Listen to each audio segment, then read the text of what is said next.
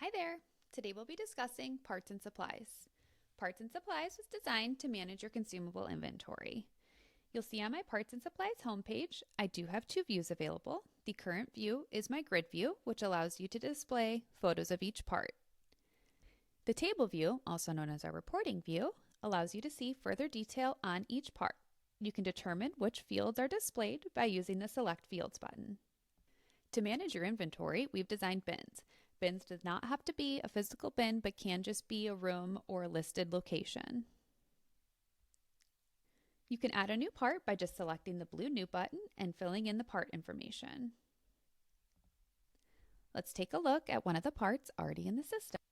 Here's my air filter. On our first tab, you can view available inventory.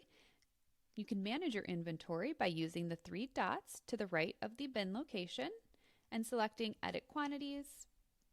You can easily transfer and view the history. You can relate parts to equipment, so your techs in the field will easily know which part to grab for the work they need to complete.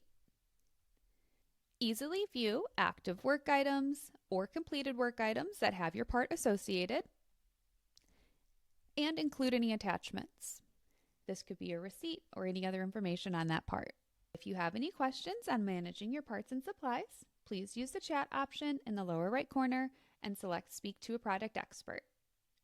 Thanks so much.